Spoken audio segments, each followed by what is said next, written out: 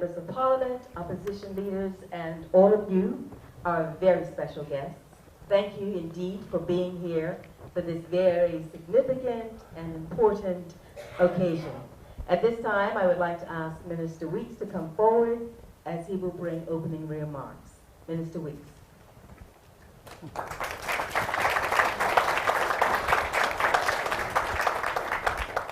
Good evening, everyone.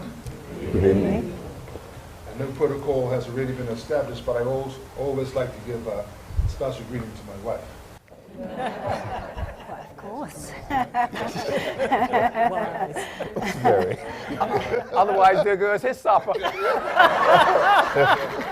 And she's sitting there with a smile. You know, then that smile says, "Yeah, you better."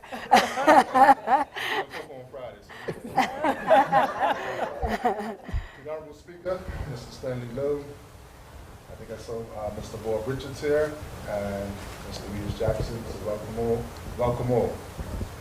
It is my pleasure to welcome you to the launch of Mosaic, a collection celebrating Bermuda's cultural heritage.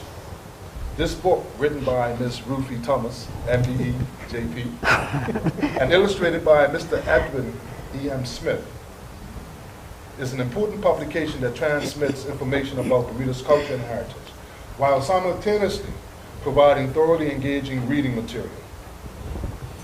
When speaking about Bermuda's cultural heritage, Ms. Thomas is a legendary figure in our community. Thank you. Perhaps best known as Bermuda's first cultural officer. She made a remarkable contribution in this area from the 1980s onwards. And I thank you, Ms. Thomas, because you taught me a lot about Bermuda outside of school. Thank you. Thank you. This was a second career direction for her, as she served for many years as a teacher and as an education officer, focusing on early childhood education. In fact, she earned her MBE for contributions in the field of education. Ms. Thomas's wide array of talents extends into the field of writing and theater. With the creation of Mosaic, she managed to blend a unique combination of history, heritage, folklore, and humor to craft dramatic theatrical material that brilliantly tells the story of who we are as Bermudians. She has been invited on numerous occasions throughout the years to perform some of the very same pieces now published in this book. These stories tell about people and places that are recognizable to us as Bermudians.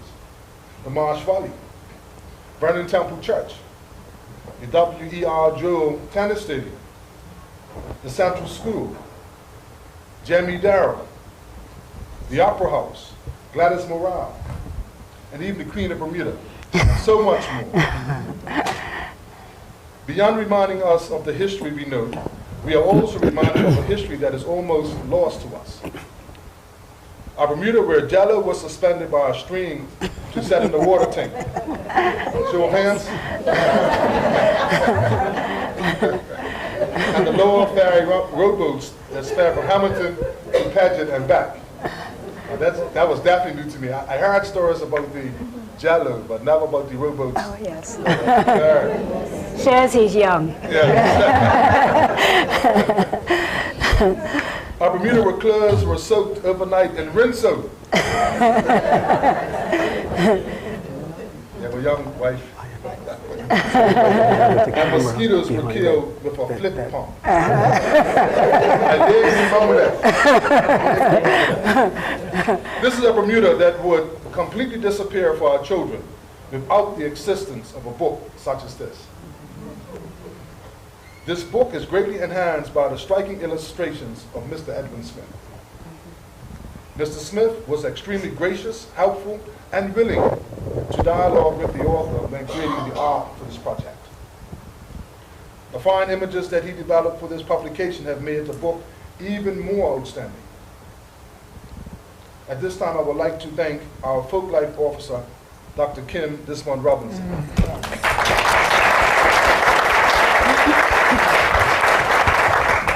For taking the lead on this project, as well as our senior community and cultural affairs officer, Mrs. Hathaway,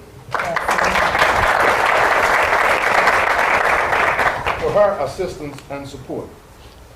Special recognition also must be extended to the Department of Communication and Information designers, Ms. Jackie Aubrey,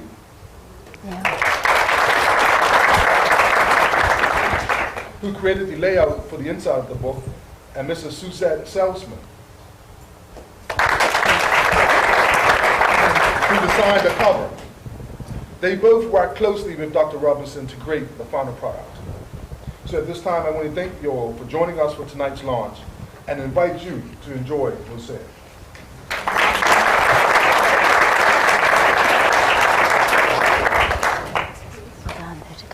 So before I sit down, I'd like to present a gift to Ms. Thomas, our press cultural officer.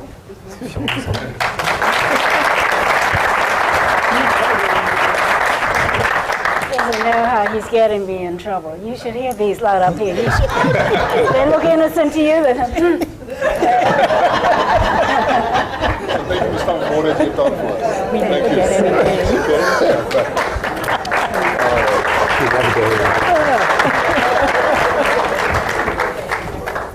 I know who he thinks company is. Never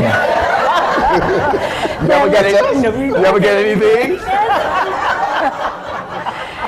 I just want to make... Dad, would you keep quiet? Okay. There are lots of seats up here on the steps. You folks who are standing, do come and take a seat up here. Okay, there we are.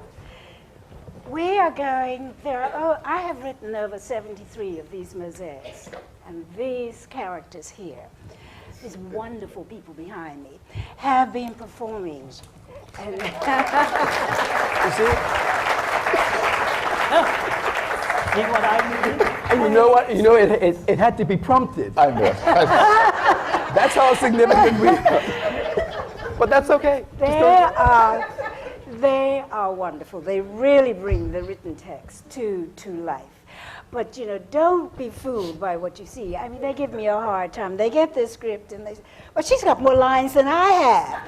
And I don't like this part. Oh, they're terrible.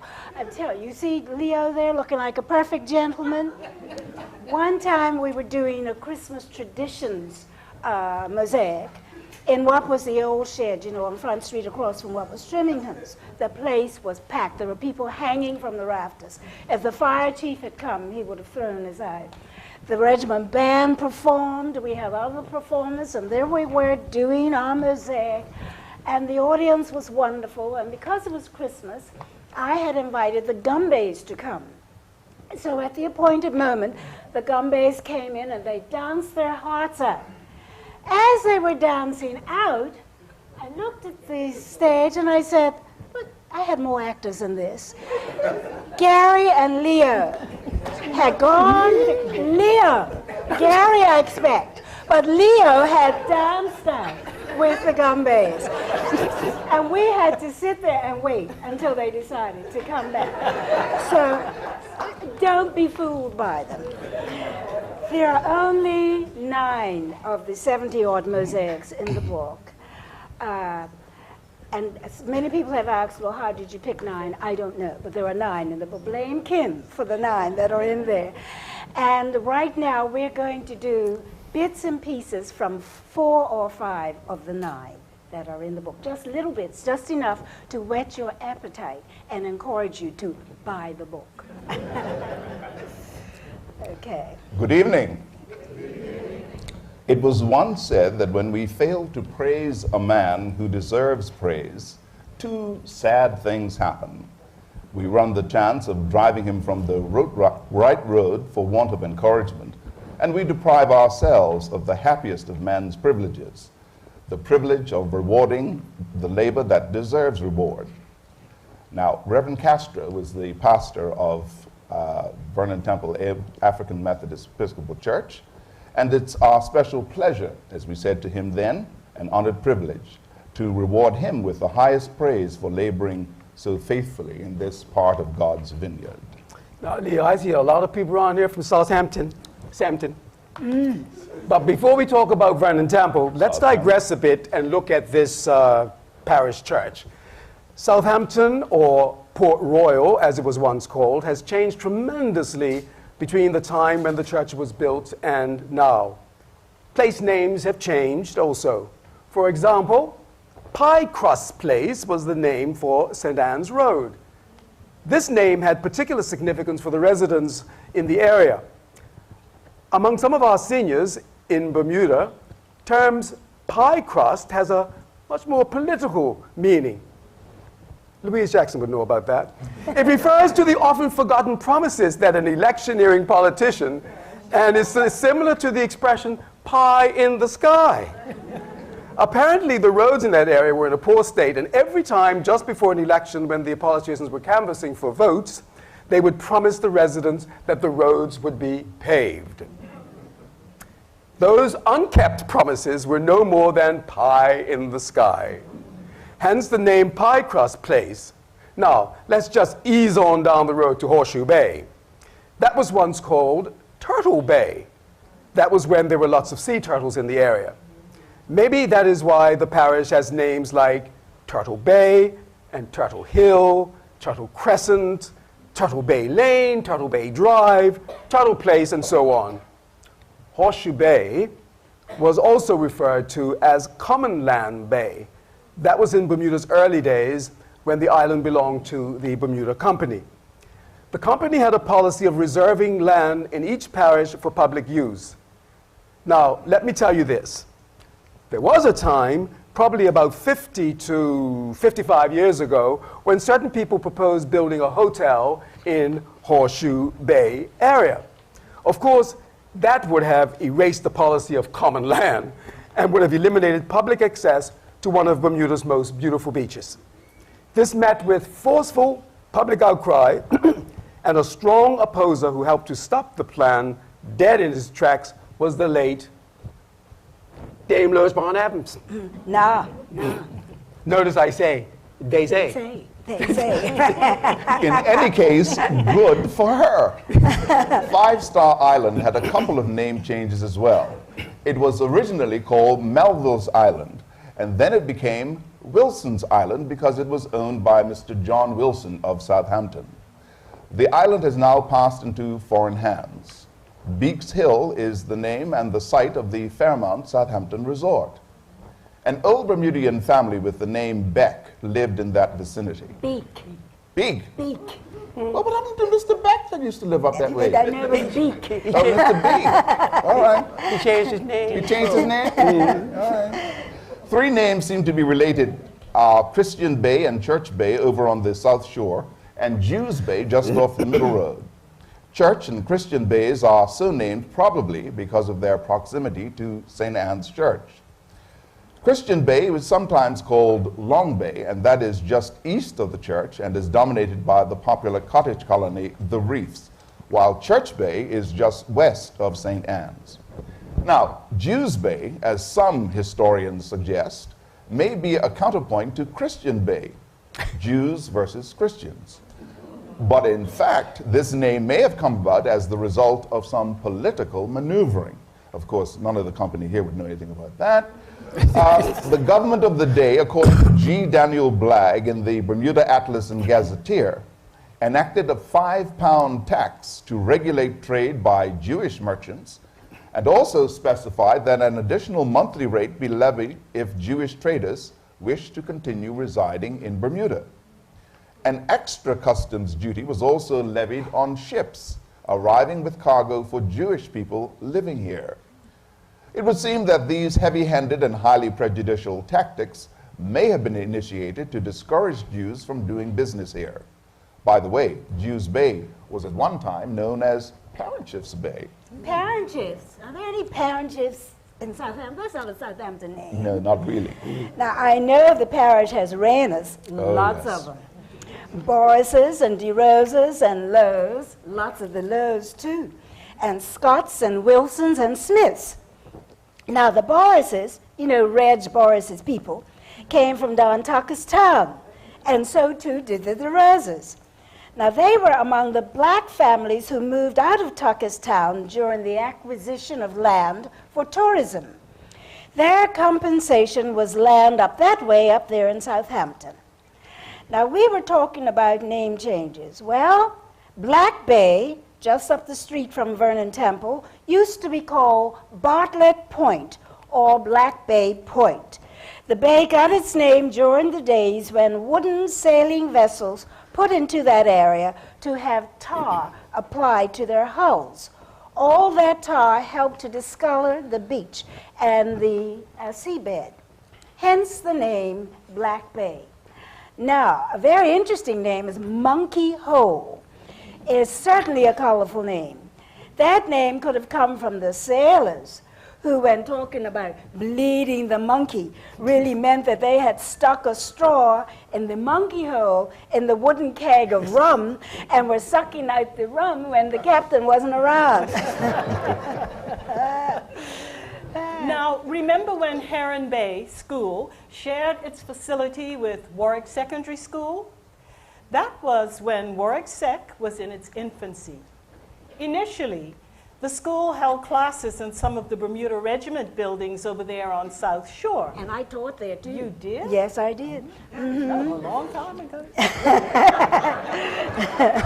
A long time ago. That's why they call it a legend. Of course, it's not Warwick Secondary anymore. Its function has changed, and it is now T.N. Tatum. Tatum, Yes, that's right. T.N. Tatum. Right. Now, Gracie, the building down the road across from White Supermarket, you know where I mean, was Bean School. That was Della Bean's school. But that's over in the border in Warwick, so we ain't going to talk anymore about that. Okay, you all remember Lighthouse Liquors? What you know about rum shops?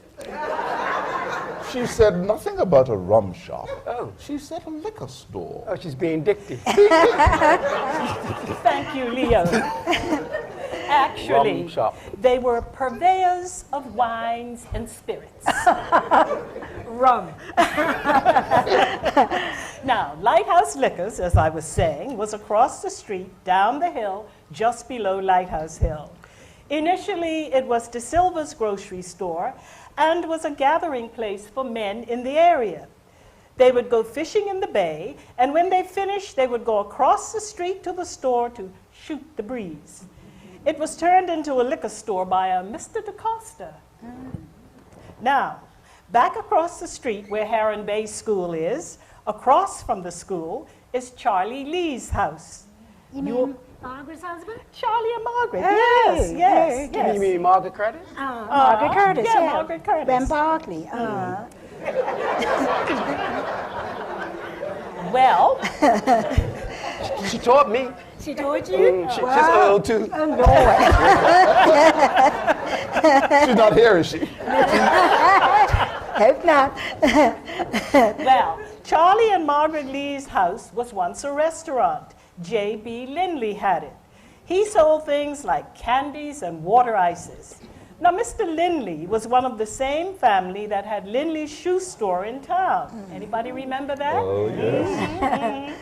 When Sergeant Fisher and his wife took over the restaurant, they got real fancy and started offering hot dogs and hamburgers. Oh, boy. Hamburgers and hot dogs. Hot dogs and hamburgers. But you know, you never hear much about sea beef. Sea beef. You see? How many of you have heard of sea beef? They don't know. They don't know. No, See? once. Well, Well, that's- Kim put up her well, hand. yeah, but she's a historian, so she would know. She read the book. She read the book. Oh, Miss Johnson, look at Miss Johnson had her hand Yes, out. Miss Johnson knows. You knew about sea beef? What's CB? What's sea beef? That's right. Yes. She got 10 it. points. 10 points. Out of 100. Well, apparently this sea beef made quite a healthy and filling meal. I think it must have been on the chewy side, though. I wonder if restaurants had sea beef on the menu, and if so, how it was cooked. Any idea how it was cooked? How did you cook it, though? How did you cook it? Stew it. I see. I can't even fancy myself eating whale. Well, there must have been a fair amount of it available from the 2 or 3 whaling industries that existed. Now, there was such an industry right up in Southampton, and it was owned and operated by a group of local black men. Now, here's a fishtail for you. Back in 1937, a giant ray, or devilfish as it was sometimes called, was caught off Newton Banks about 10 miles from Gibbs Hill. This was truly a giant-sized creature. It weighed 1,600 pounds and its mouth was 2 feet 3 inches wide. Now, can you just imagine the stories that went around about this catch? Somebody just said that really is a toy. That is a fish story. I caught one this big. Yeah. Well, those fishermen, G. Ostwood and James and John Smith, must have been very surprised by their phenomenal trophy. Speaking of trophy, we mustn't forget the Southampton Rangers Club over there on the South Shore. It is probably crammed with trophies. Now, several outstanding sportsmen have come from that club. Now, sometime around 1948, when the club was started, it was called Boys Own. No doubt lots of boys were involved. Reg Burrows, Tom Wainwright, Grapes Rayner, and Eldon and Sheridan Rayner were some of those boys. Initially, the club was housed in St. Anne's Mission on Horseshoe Road.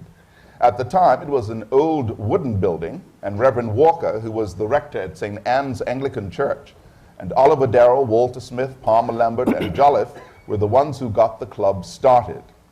When men began to join the club's activities, the name was changed from Boys Own to Rangers. And round the corner is where Gaius Powell lived. Believe me when I say he knew everything there was to know about property in Southampton. If you had a query about any plot of land, all you had to do to get the information you needed was to see Mr. Powell, and he'd have the answer for you right away. See, he was an important person on the parish vestry.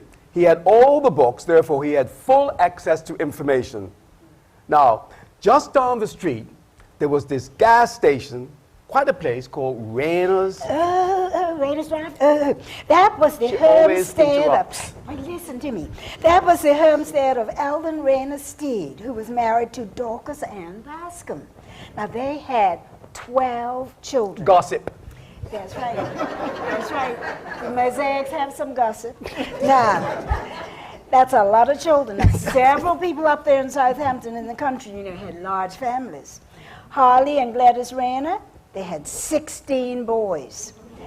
In the Lowe family, I have to be careful here because Mr. Stanley Lowe is here. In the Lowe family, up top the hill there in Sunnyside Park, across from my house, I believe there were 17 or 18 children. Lots of clothes to wash every day. I remember Mrs. Lowe when she saw my washing on the line, and I live alone. Can I get back to telling my story? And saw her washing. She said, Miss Thomas, I long for the day when I can be like you. Can I tell my story now, please? Yes. Just let me tell this a little bit, just this little bit. Well, as I was going to say that Mr. Rayner, Eldon Steed Rayner, was one of the founding members of Vernon Temple, and he helped to build it too. Now, thank you very much. Go on. I ain't doing it. Skip me. You see But don't- Merle Broxwell Williams Saunders teaching, you know, Yeah. make her come up here to you. No, don't interrupt me again, okay? All right. Seniors think they can do anything and get away with anything. Eldon Steed, not yet. Eldon Steed Rayner was an extremely successful businessman. He owned property on Middle Road, up Camp Hill, and along Treadle Hill. He was a stone cutter and a mason, and he had his own lime kiln. His home was in back of where the gas station is, and the whole area that is occupied by the gas station used to be a lawn. Frequently, in fact, it was twice yearly that bazaars, Al Ray's bazaars, were held on the lawn. Stalls were set up around the lawn, and there was country dancing, drills, tossing the horseshoe, plaiting the maypole, bingo, and other games. Gambling. Yeah. Lots of drink and food were available too. Hot dogs and hamburgers, Leo. Mm-hmm. When the bazaars came to No CB. when the bazaars came to an end, Mr. Rayner turned the lawn into a cricket pitch for his children, his grandchildren, and the neighborhood children. Later on, he converted a portion of the grounds into tennis courts, which were called Al Ray tennis courts. He rented the tennis courts out to black clubs so that their members could have a place to play. This was when blacks were not allowed to play at the tennis stadium. People came from all over the island to have a match at Al Ray tennis courts. And some of the regulars there were Sally Wainwright, Stanley Adams, Barbara Smith, Rhoda Rayner. Oh, they came from everywhere, all over the place. But Mr. Rayner always made sure that his children and grandchildren, from a very early age, got onto the courts to learn how to play, and many of them played quite well. This gentleman had such a business sense. At night, the tennis courts turned into dance floors. People came from all over the island to dance, or just to listen to the big band sounds of Pot Gilbert and Ernie Leader. and who else? Ernie Leader. See? See? It's not that original.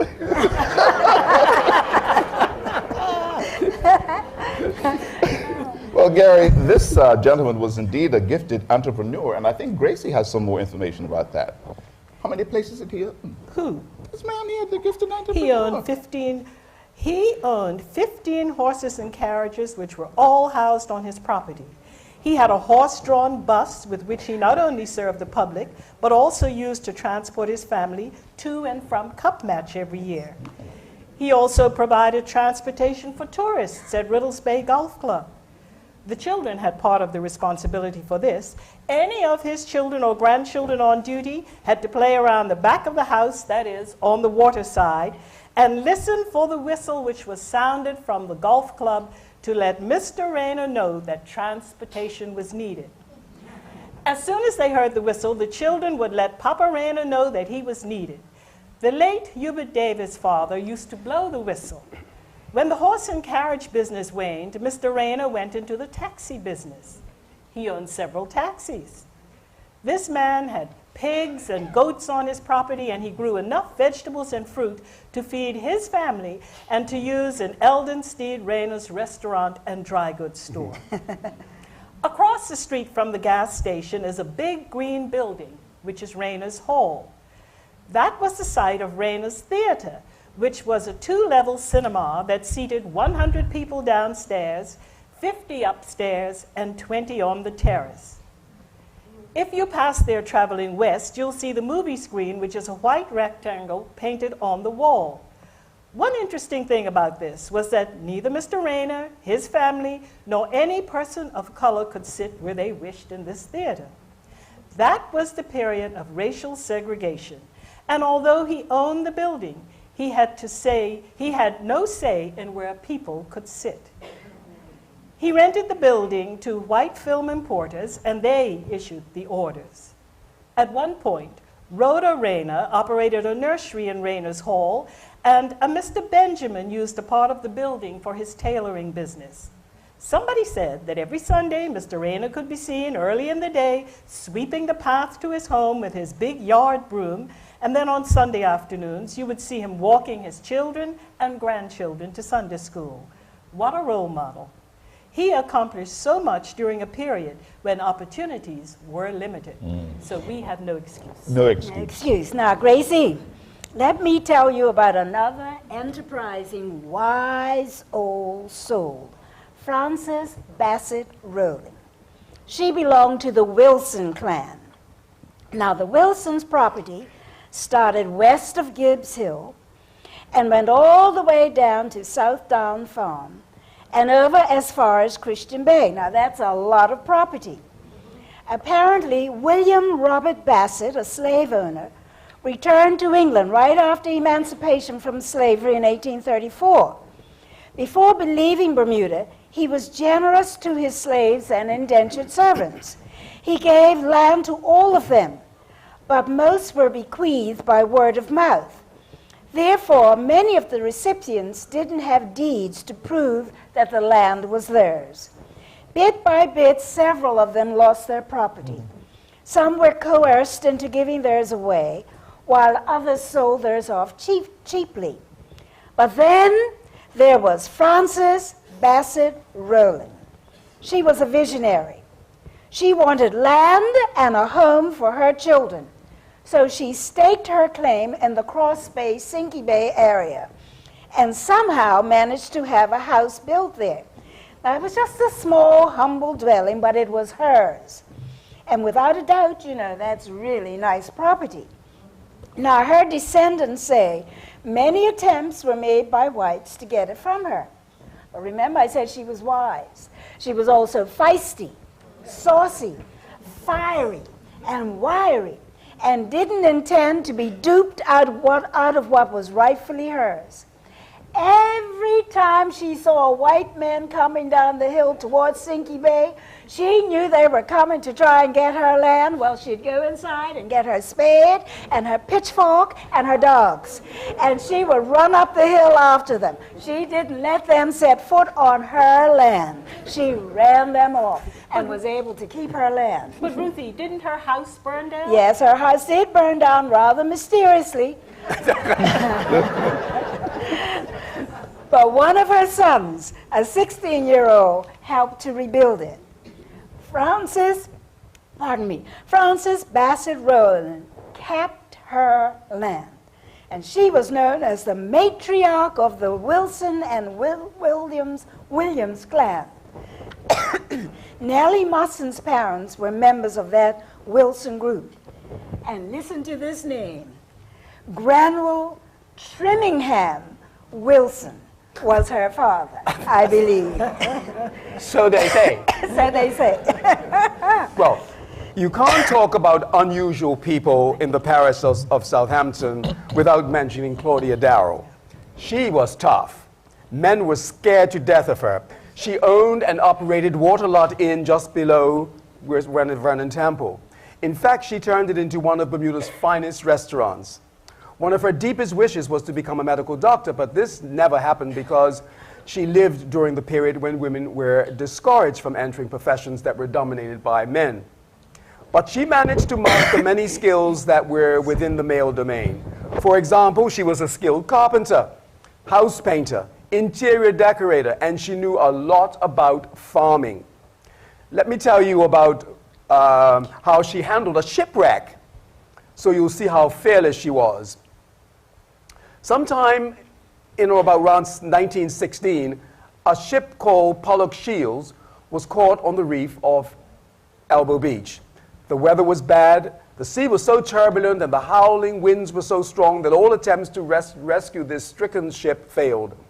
When Claudia Darrow heard about the dilemma, she immediately sprang into action. She scoured all the bars in Warwick, all the bars in Southampton, and recruited every male who was sober enough to stand up without falling over. Then she rounded up as many other able-bodied men she could find. She got a boat and made those men carry it from here, right by the Waterlot, across the hills, through the stormy weather, over to Elbow Beach. Not one man complained. They were more afraid of Claudia Darrow than they were of the rough seas. I tell you, under her leadership, every single sailor on the Pollock Shields was rescued. That's right. So there. Well, they say that when the Waterlot Inn was a rooming house and bar, if a sailor got drunk and disorderly, Claudia Darrow would single-handedly toss him out into the street. By the way, wasn't she connected to the Postal Service? Well, yes. She was the postmistress for Southampton for many years. The post office was actually in the carriage house on the same property as Waterlot Restaurant. She was also the registrar of births and deaths for the parish and for Warwick, and she issued licenses for bicycles and dogs, and in those days, radios as well. And during the war, she issued rations coupons. Remember them, anybody? You're telling your Marilyn, you don't remember. Put your hand down, Marilyn Simmons. Marilyn's younger than me. You had to have coupons for butter and sugar.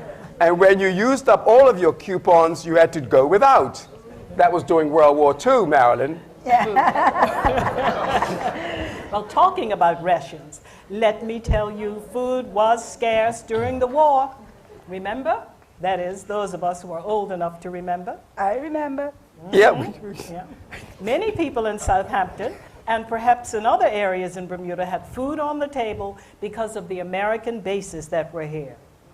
The naval base that was right over there on Morgan's Island initially didn't have living quarters for all base personnel, so locals rented rooms in their homes to them. a family would double up its sleeping arrangement in order to free up a bedroom which could be rented.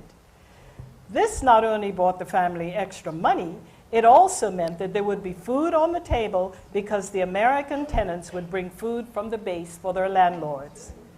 There were tents, a camp really, in Turtle Hill, that's south of the Riviera. Many folks from the naval base encamped there. A temporary hospital was also set up in that vicinity. No, it was on Burnt House Hill. That's right. Ah, Burnt House Hill. Yeah. A mobile hospital. Several women... A mobile hospital. A mobile hospital.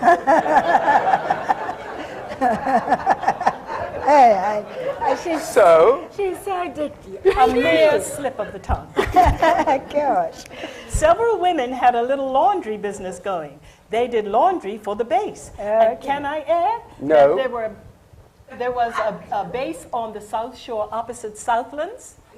It was gun emplacements, and I think they were shooting at submarines. Oh. And the officers would be billeted in Southlands, in the house, and the enlisted men on the beach in All right. tents. She knows a thing or two. Yes. Now, there's lots and lots and lots more in the book about Southampton and Vernon Temple. Now, and so you want to know it? Buy the book. Now for a segment from Mosaic 49, Grandma's Day. Now, Leo was not with us when we did that performance up at Ruth E. and James Auditorium. And Marilyn and Delmont are going.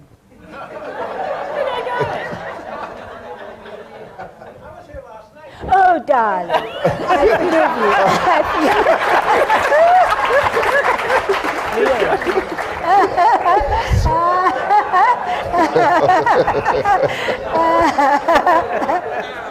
I I thought he was going to the hospital. He don't deliver babies no more. No? No. Now for Grandma's Day. Go ahead, Gracie. Okay, back in Grandma's day, now I am referring to the time when grandmothers seemed to be little old ladies, unlike the young glamorous chicks who are grandmas today. Lots of activities have disappeared from Grandma's day. Things like plaiting the maypole, patchwork quilting, smocking, hem stitching, knitting, running up a little something on the old Singer sewing machine that had the foot pedal, making potholders and aprons for sale at the annual church or school bazaar, country dancing, ladies' cricket teams, they were fun, making costumes and decorations out of crepe paper for the Sunday school play, remember that? Yes, and flowers, and decorations for the wedding reception, crocheting the lace curtain for the glass panel in the front door, and there's lots more. Yes, Gracie girl, and don't forget the antimacassars. Remember them? Now, don't look at me like that. You know what it was. They were the lace covers that you threw over the back of the couch, Gary, and the arms of the armchairs to keep them, to protect them, to keep them clear. They were called antimacassars. Why? I didn't know why. What's a What's a macassar? Antimacassar. No, but what's a macassar? You tell us. I don't know. You see what I mean? If there's a macassar, it must be anti-macassar. Oh, please. As I was saying, Gracie, boy, oh boy, do I remember those crepe paper costumes. The humidity, if the humidity was high, they would sag and go out of shape. And you're right, you know, Grandma did seem to be old, ancient back then. Look at Grace Hudson there. Grace is a grandma. She don't look like any Grace.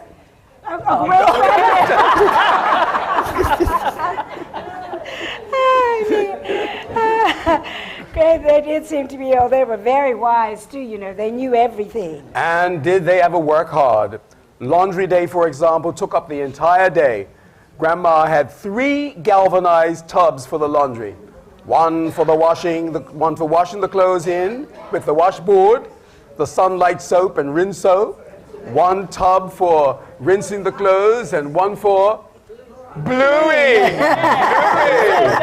Bluing. Well, We mentioned that somewhere. Yes, we have octagon soap here.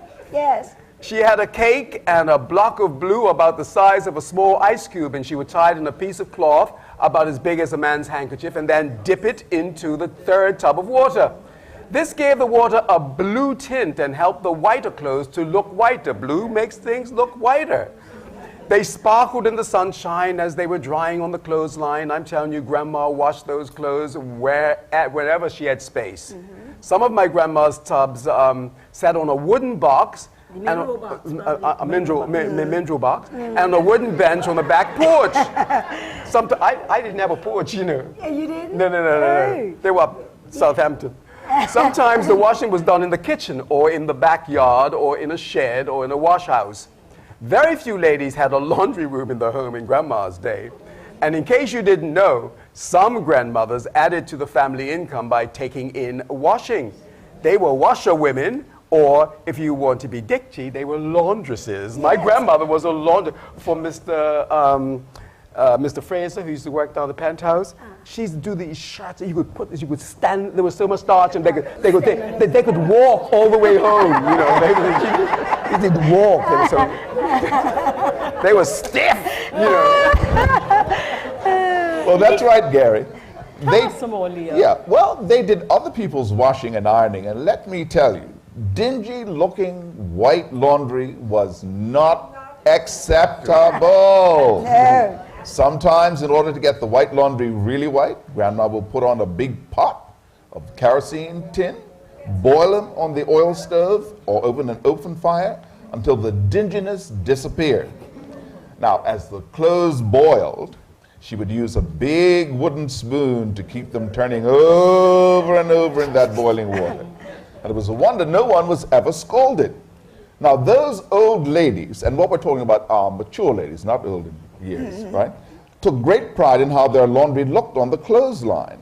I can hear those clothes now flapping in the breeze on the clothesline, held high with the clothesline stick. And I almost forgot, sometimes in an attempt to get the white pieces of laundry looking really white, Grandma, after she had washed them, would rub the sunlight soap or octagon soap over them and spread them on the bush for the sun, in the sun, to bleach them. This was long before Clorox and OxyClean reached our shores. But it worked. Discolored white clothes on the clothesline were fodder for neighborhood gossip. And Gracie, what about the starch that I talked about a moment ago? I'm talking about that cook starch, not that spray starch stuff that Mrs. Weeks uses. Don't you go around. I'm watching. I check out your clothesline. And not that powdered Argo starch that comes in a box either. Grandma bought starch by the pound. It came in lumps. That's right. In fact, it looked like lumps of coal, only the fact that it was white. Yeah. Now, this starch had to be cooked until it was smooth. Smooth. And its color changed from white to a shade similar to ginger beer. The cotton and linen clothes were the ones that were really the ones that got all the starch. Yeah. Well, Gary, believe it or not, you're not going to believe this. heard Pregnant it. women used to eat starch. The lumps, that is, like it was candy. Grandma said it was because their body needed calcium. And it tasted something like